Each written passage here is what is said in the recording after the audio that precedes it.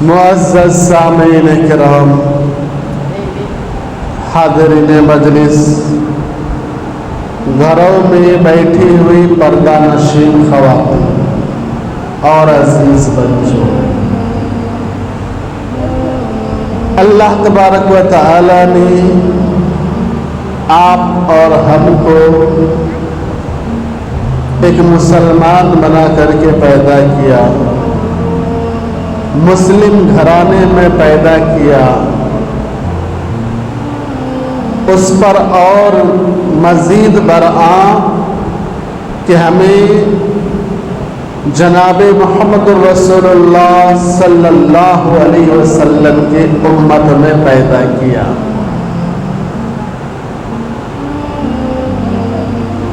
یہ وہ امت ہے جو وجود میں تو سب سے بعد میں آئی۔ دنیا میں کم و بیش 1,24,000 انبیاء کرام تشریف لائے، آخری رسول جناب محمد رسول اللہ صلی اللہ علیہ وسلم ہے۔ اس حساب سے آپ کی امت سب سے آخری امت ہے، لیکن قیامت کے دن جب جنتیوں کو جنت کا فیصلہ کیا جائے گا تو امت محمدیہ سب سے پہلے جنت جائے گی، حالانکہ وجود میں سب سے بعد میں آئے گی، لیکن جنت کے دخول سب سے پہلے اس امت کا ہوگا۔ اس کے ساتھ ساتھ ہمارے اوپر کچھ فریضہ بھی ہے، ہمارے اوپر کچھ کام بھی لازم کیا گیا ہے۔ ان کاموں کا انجام دینا آپ اور ہمارے ذمے ہے۔ ان کاموں میں اگر ہم نے کچھ کوتاہی کی تو ہمارے سامنے کچھ رکاوٹیں آ سکتی ہے، قیامت کے دن پوچھ ہو سکتی ہے۔ مسلم قوم ایک ذمہ دار قوم ہے، صبح سے لے کر شام تک ہماری زندگی ذمہ داری کے ساتھ گزرنی چاہیے۔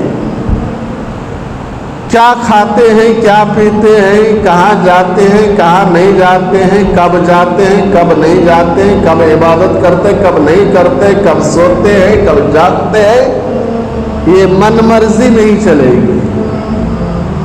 کھانا وہی چیز ہے جو اللہ تعالیٰ نے حلال کیا ہے، پینا وہی ہے جو اللہ تعالیٰ نے حلال کیا ہے، جانا وہی ہے جہاں پر اللہ تعالیٰ نے جائز قرار دیا ہے، ان جگہوں سے رک جانا ہے جہاں سے اللہ تعالیٰ نے منع کیا ہے۔ کسی سے دوستی اللہ کے لیے کرنا ہے، کسی سے دشمنی اللہ تعالیٰ کے لیے کرنا ہے، ماں باپ کے حقوق کو ادا کرنا ہے، بھائی بہن رشتہ داروں کے حقوق کو ادا کرنا ہے، بڑوں کی عزت کرنا ہے، چھوٹوں پر شفقت کرنا ہے، ہر ایک کا خیال رکھنا ہے، یہاں تک کہ غیر مسلم کافر کے ساتھ بھی حسن سلوک کرنا ہے۔ ہماری زندگی ایک ذمہ داری والی زندگی ہے۔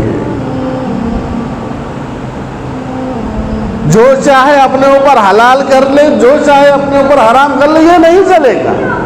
یہ بنی اسرائیل کا شیوا تھا، پہلے اپنے اوپر حلال حرام کر لیا، اب بعد میں اس چیز کو اللہ تعالیٰ نے کنٹینیو کیا، اب اس میں پھر بدماشی کرنے کے لیے لگے۔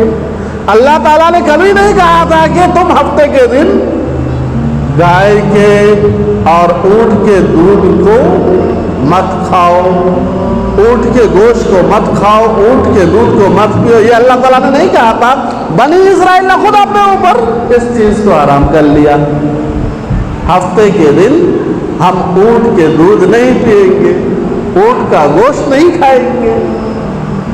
اللہ تعالیٰ نے نہیں کیا تھا، ان لوگوں نے خود کیا، اب اس کو اللہ تعالیٰ نے کنٹینیو کیا۔ اب یہ گوشت کھانے کے لیے بے چین ہو گئے، مچھلیاں پکڑنے لگے، یہ طرح طرح کے ہیلے بہانے کرنے لگے۔ تو ہمارے لیے وہی چیز حلال اور جائز ہوگی جو شریعت نے کیا ہے. ہم کو اپنے طرف سے کوئی چیز حلال کرنے کی طاقت پاور نہیں ہے ہمارے پاس. ہماری زندگی اسی طریقے سے گزرے گی جس طریقے سے نبی کریم صلی اللہ علیہ وسلم نے گزارنے کا حکم دیا. آپ صلی اللہ علیہ وسلم ہمارے لیے نمونہ ہے، اسوائے حسنہ. آپ کی زندگی ہمارے لیے نمونہ ہے، آپ ہمارے آئیڈیل ہیں.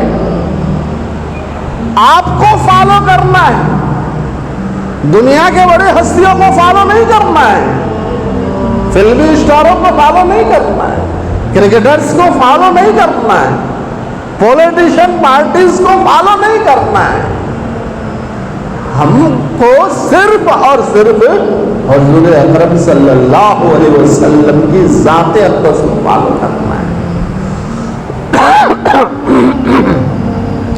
دنیا میں جتنے بھی بڑی بڑی شخصیات ہیں، بڑے بڑے لوگ ہیں، ہر ایک کے اندر کچھ نہ کچھ کمی ہے. ہر ایک کے اندر کچھ نہ کچھ کمی ہے. چاہے وہ پالیٹیشین ہو، انجینئرز ہو، ڈاکٹرز ہو، سائنٹسٹ ہو، اور جتنے بھی بڑے بڑے رہنما ہیں، ہر ایک کے اندر کچھ نہ کچھ عیب ہے، کچھ نہ کچھ کمی ہے.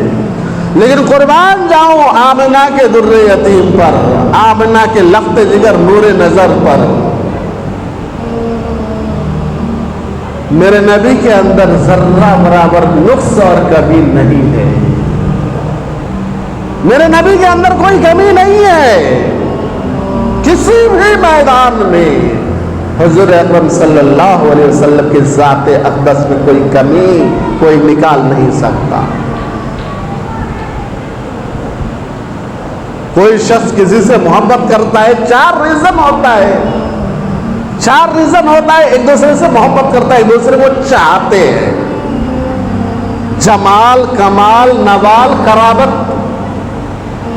حسن، اس کی کامیابی، خوبی، اس کے احسانات اور اس کی رشتہ داری. یہی چار چیز ہے نا. دنیا میں کسی سے ہم جو محبت کرتے ہیں یہی چار ریزن ہے. چاہے تو وہ بہت زیادہ خوبصورت ہو، اس کی خوبصورتی سے متاثر ہو کر کے اس سے محبت کرنے لگتے ہیں. چاہے مرد ہو یا عورت ہو. جمال، کمال، اس کے اندر کی گن، اس کے اندر کے پاور، اس کے پاور کی وجہ سے اس سے لوگ محبت کرنے لگتے ہیں. اگرچہ وہ خوبصورت نہ ہو لیکن اس کی ہنر کی وجہ سے اسے لوگ چاہتے ہیں. نوال، کوئی اگر ہمارے اوپر احسان کر دیا اس کے سامنے ہم جھک جاتے ہیں، اس کی ہم عزت کرتے ہیں. ہوتا ہے نہیں ہوتا ہے. آخری چیز قرابت، رشتہ دار. ماں باپ سے محبت ہوتی ہے، بھائی بہن سے محبت ہوتی ہے، دادا دادی، نانا نانی، خالہ خالو، ماما مامی، چاچا چاچی، یہ جو رشتوں میں اللہ تعالیٰ نے بندھا دیا ہے ہم سب کو، ان رشتوں کی وجہ سے ایک دوسرے سے محبت کرتے ہیں. یہی چار وجہ ہے.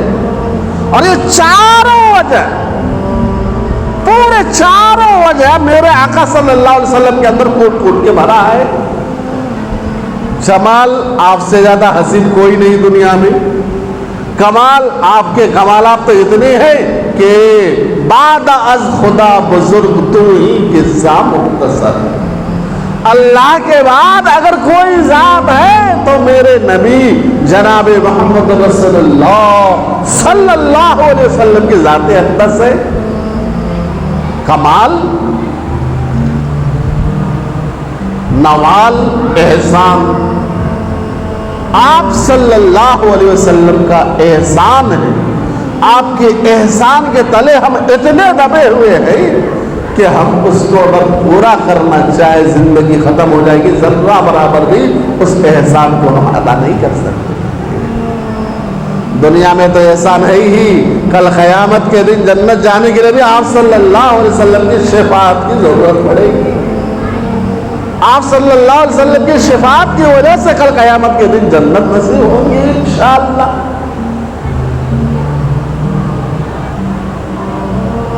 جمال، کمال، نوال، قرابت، رشتہ، ہمارا اپنے نبی کے ساتھ کیا رشتہ ہے؟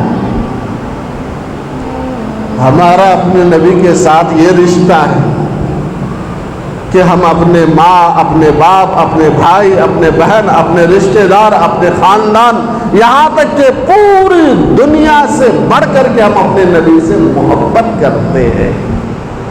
لا يؤمن احدكم حتى اكون احب اليه من ولده ووالده والناس اجمعین۔ تم میں سے کوئی شخص اس وقت تک کامل مومن نہیں بن سکتا یہاں تک کہ میں اس کی نظر میں اس کی اولاد سے، اس کے ماں باپ سے، اس کے رشتہ داروں سے، یہاں تک کہ تمام جہان سے زیادہ محبوب نہ بن جاؤ۔ اپنے نبی سے اتنی محبت ہے، ماں باپ سے ہمیں بعد میں اتنی محبت ہے، رشتہ داروں سے بعد میں اتنی محبت ہے، سب سے پہلی زیادہ محبت کا حقدار ہمارا ہمارے نبی ہے۔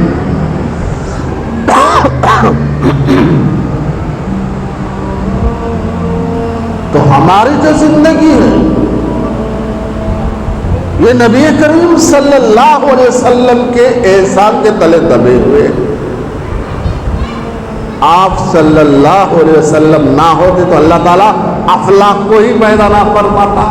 لولاک لما خلقت الافلاق، اے میرے نبی اگر آپ نہ ہوتے تو میں افلاق کو پیدا نہ کرتا، زمین، آسمان، چاند، سورج، ستارے، اس کو بھی پیدا نہیں کرتا۔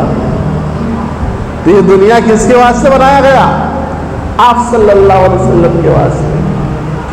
آپ صلی اللہ علیہ وسلم سے ہمارا رشتہ ویسے ہی ہے جیسے ایک اولاد کے ماں باپ سے ہوتی ہے، اور جو نبی ہوتے ہیں وہ بمنزلہ باپ کے ہوتے ہیں اپنی امت کے لیے۔ نبی بمنزلہ والد کے ہوتے ہیں اپنے امت کے لیے۔ اور نبی کریم صلی اللہ علیہ وسلم نے فرمایا، اپنی امت کو کہا کہ یہ میرے بھائی ہیں۔ صحابہ کرام نے فرمایا کہ یا رسول اللہ کیا ہم آپ کے بھائی ہیں؟ بھائی، یہ محبت یہ لفظ ہے، اپنے بھائی سے کتنی محبت ہوتی ہے وہ سب جانتے ہیں۔ تو صحابہ کرام نے فرمایا کیا رسول اللہ کیا آپ نے ہمیں کہا کہ بھائی؟ میرے آقا صلی اللہ علیہ وسلم پر قربان جاؤں، آقا صلی اللہ علیہ وسلم نے فرمایا کہ نہیں، تم تو میرے صحابی ہو، میرے بھائی وہ ہے جو میرے اور تمہارے بعد پیدا ہوں گے۔ میرے بھائی وہ ہے جو میرے اور تمہارے بعد، یعنی ہمارا زمانہ ختم ہو جائے گا، اس کے بعد جو پیدا ہوں گے وہ مجھے فالو کریں گے، وہ میرے بھائی ہیں۔ آپ صلی اللہ علیہ وسلم سے ہمارا رشتہ ایک نبوت کی وجہ سے ہے، یہ بمنزلہ والد کے ہیں اور بمنزلہ بڑے بھائی کے ہیں، یہ آپ صلی اللہ علیہ وسلم نے خود فرمایا ہے۔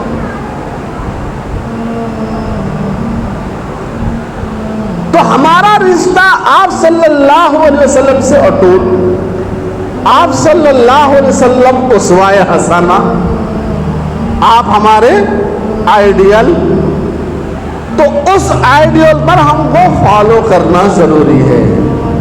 میں نے کہا دنیا کی کوئی شخصیت ایسی نہیں ہے جس کے اندر کوئی کمی نہیں ہو۔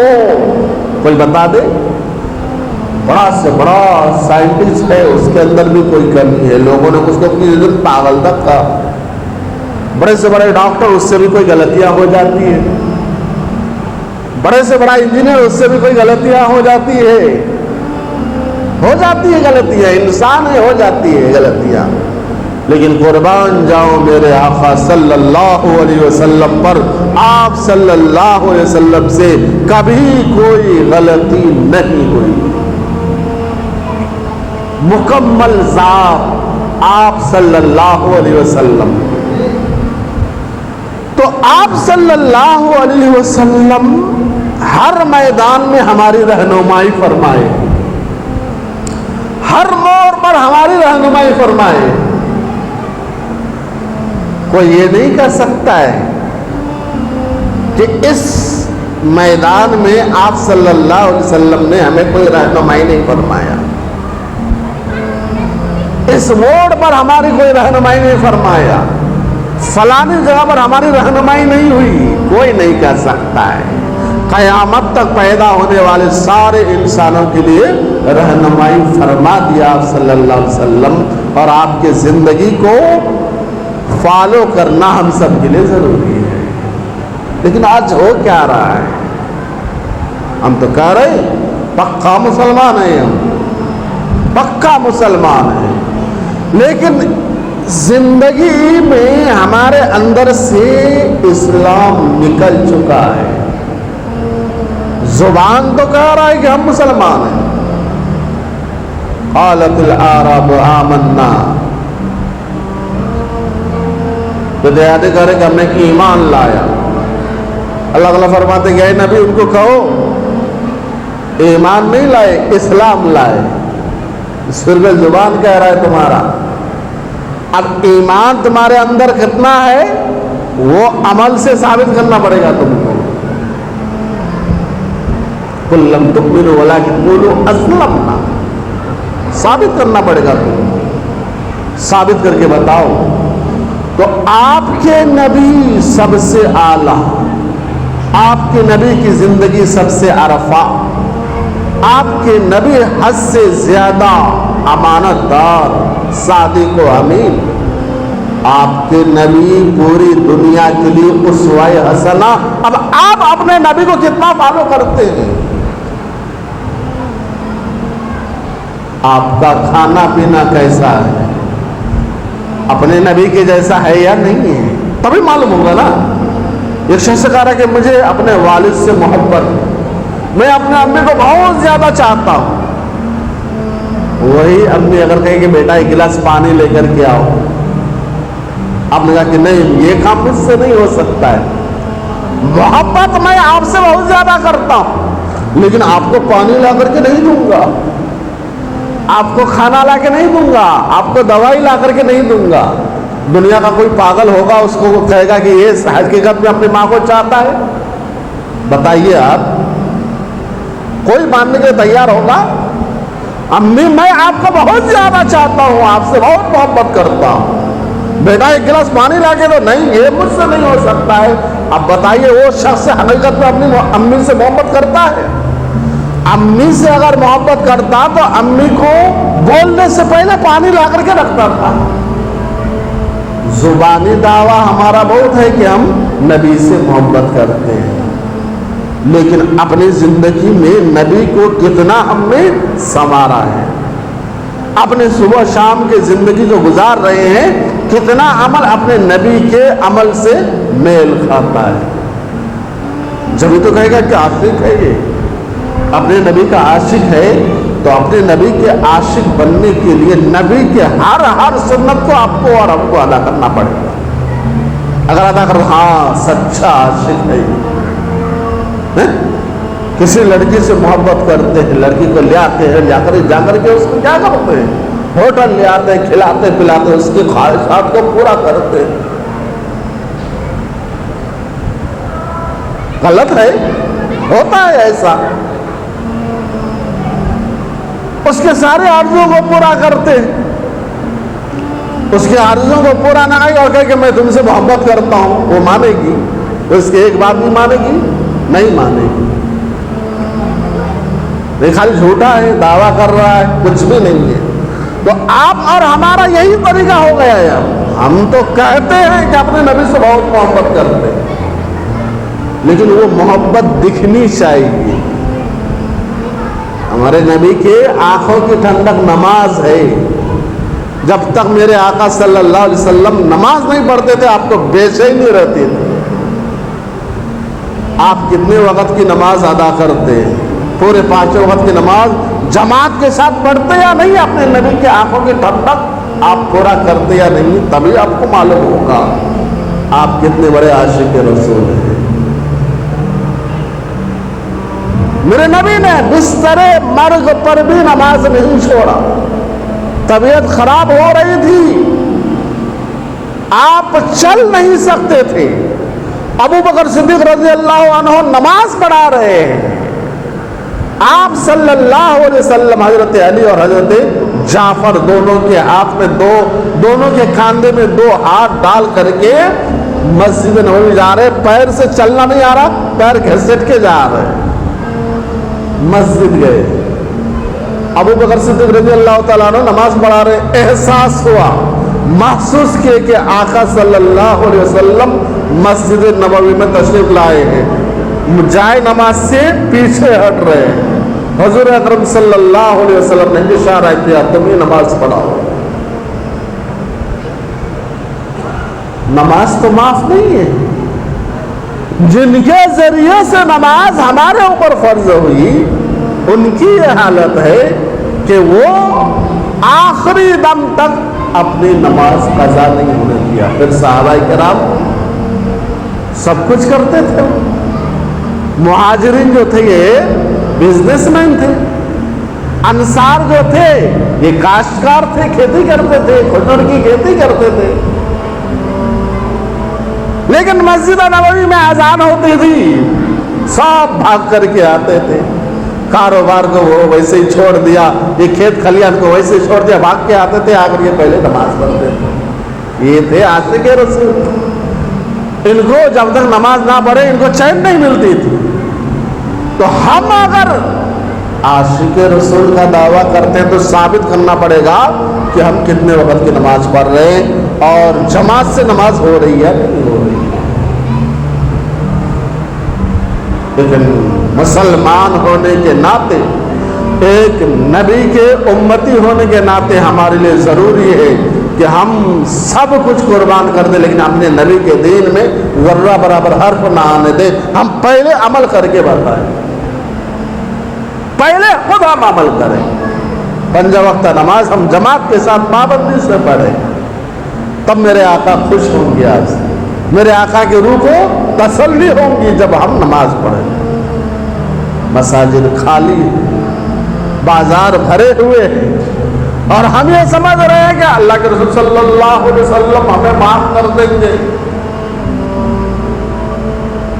ہماری مغفرت ہو جائے گی، آخری نبی کے امتی ہیں ہم، نبی کریم صلی اللہ علیہ وسلم ہمیں معاف کر دیں گے، کچھ بھی کر لو چلے گا۔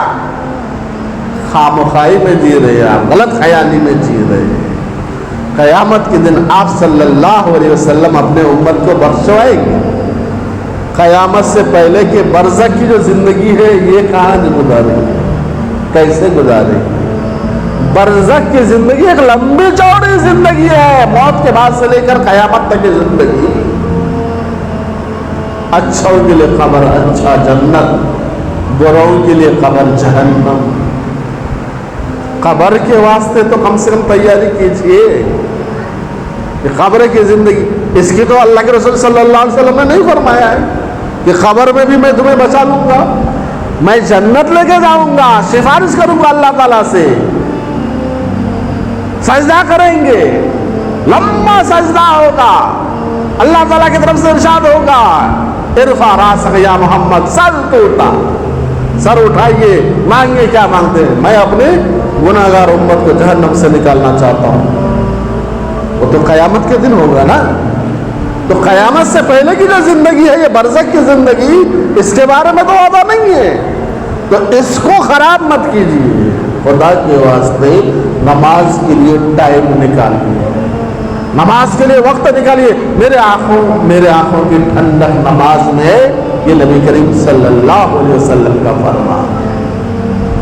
اور اپنے زندگی میں سنتوں کو لائیے، چھوٹی چھوٹی سنتوں کو ادا کرنے کی کوشش کیجیے۔ کھاتے وقت کی سنت، دسترخوان بچھائیے، پانی پینے کی سنت، 3 سانس میں پانی پیجیے،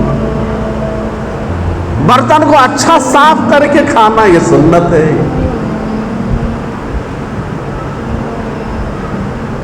سب کو ایک ساتھ مل کر کے کھانا، ایک پلیٹ میں کھانا سنت ہے۔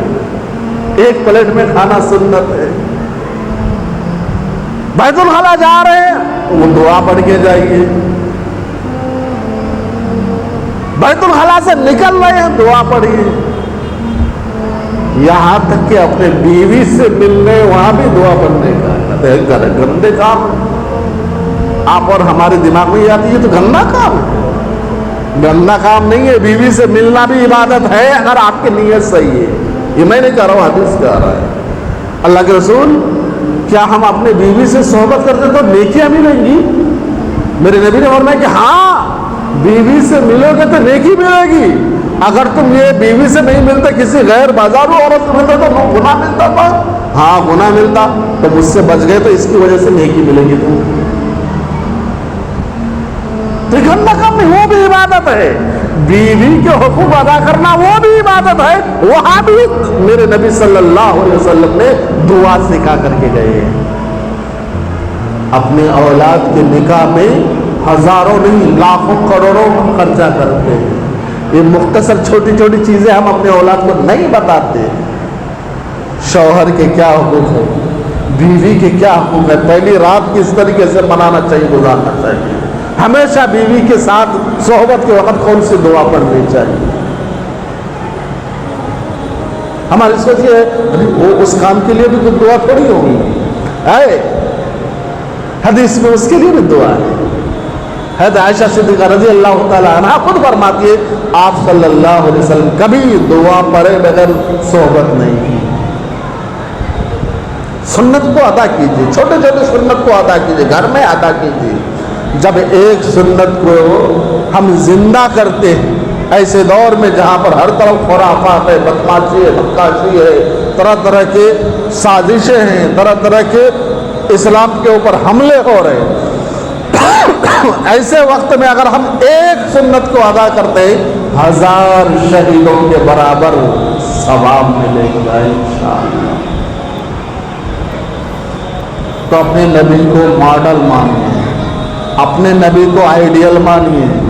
یہ دنیا والے آپ کو دھوکہ دے سکتے ہیں. یہ دنیا والے اسی وقت آپ کو چاہیں گے جب ان کا کوئی غرض ہو، مقصد ہو. وہ مقصد ختم ہو گیا، دنیا والے آپ کو چھوڑ دیں گے. یہاں تک کہ آپ کے رشتہ دار بھی آپ کو چھوڑ دیں گے، آپ کو قبر میں لے کر کے تنہا چھوڑ دیں گے. قیامت کے دن ماں باپ بھائی بہن سب آپ سے دور بھاگیں گے. یوم یفر المرء من اخیہ وامہ وابیہ وصاحبتہ وبنیہ لکل امرئ منہم یومئذ شأن یغنیہ. قرآن کہہ رہا ہے باپ آپ سے دور بھاگے گا، ماں آپ سے دور بھاگے گی، بھائی آپ سے دور بھاگیں گے، رشتہ دار آپ سے دور بھاگیں گے، آپ کے حد سے زیادہ محبت کرنے والی بیوی آپ سے دور بھاگے گی، آپ کو حد سے زیادہ چہیتے اولاد آپ سے دور بھاگے گی. قرآن کہہ رہا ہے. لیکن آپ کے نبی آپ کو کبھی دیکھ کر کے نہیں بھاگیں گے. اپنے نبی کے لیے ٹھہرے ہوئے ہوں گے پل صراط پر. کہاں ہے میرے امت، کہاں ہے میرے امت، اپنے امت کو چھوڑ دیں گے. اس نبی کے دین پر آپ کو اور ہم کو عمل کرنا ہے. اس نبی کے دین کو ہم کو بچانا ہے. اس نبی کے سنت کو ہم کو بچانا ہے، عمل کرنا ہے. جس نبی کا ہم سے ذرہ برابر کوئی مقصد نہیں ہے، ذرہ برابر ہم سے کوئی فائدے کی مقصد نہیں ہے، صرف اپنے نبی سے، اپنے امتی سے محبت ہے، محبت ہے، دنیاوی کوئی مقصد نہیں ہے. اتنی چاہت اپنے نبی کا اس امت سے ہے تو اپنے مقام کو پہچانیے، اپنے مرتبہ کو پہچانیے. کس نبی کی امتی ہے، کون سے امتی ہے، آخری امتی ہے، سب سے پہلے جنت جانے والی امتی ہے. اپنے مقام مرتبہ کو پہچانیے اور اپنے نبی کے دین کو برباد ہونے سے بچائیے. اپنے نبی کے آنکھوں کی ٹھنڈک نماز کی پرواہ کیجیے، اس کو ادا کیجیے. اس میں اگر ہم نے کمی کی تو ہماری جو برزخ کی زندگی ہے، قیامت میں اگر ایسے مغفرت ہو جائے، بخشش ہو جائے، لیکن برزخ کی جو زندگی ہے اس میں تو بہت زیادہ کوتاہی ہونے والا ہے. نماز چھوڑیں گے، معمولی بہانے پر نماز نہیں پڑھیں گے. آپ چاہتے ہیں کہ ایسے چھوڑ دیا جائے گا؟ कब्र में बहुत कुटाई होगी, बहुत पिटाई होगी, बहुत लात खाना पड़ेगा, बहुत ज़्यादा सांप और बिच्छू के डसने की जहर आपको सहना पड़ेगा। अपने नबी के दीन पर चलने की कोशिश कीजिए, खुद कोशिश कीजिए, अपने औलाद को अपने घर में दीनी माहौल बनाए रखिए। अपने घर में आखिरी मर्तबा कब तिलावत हुई थी आपको हमको याद भी नहीं है। हर दिन हमारे घर में तिलावत होनी चाहिए, हर दिन तिलावत होनी चाहिए। उसके लिए 5 मिनट 10 मिनट टाइम निकालिए, अपने बच्चों के ऊपर जिम्मे लाजिम कर दीजिए, ये आपको पढ़ना है। सूरे वाक़िया की तिलावत आपके घर में हर हाल में होनी चाहिए। बच्चियाँ सूरे वाक़िया की तिलावत आपके घर में कर रहे हैं, ये छोटी छोटी सुन्नत अदा कीजिए। दुआ है अल्लाह ताला हमें कहने सलाम की तौफीक अता फरमाए, अपने नबी के हर सुन्नत को अदा करने की तौफीक अता फरमाए। आमीन या रब्बल आलमीन। अल्हम्दुलिल्लाहि रब्बिल आलमीन।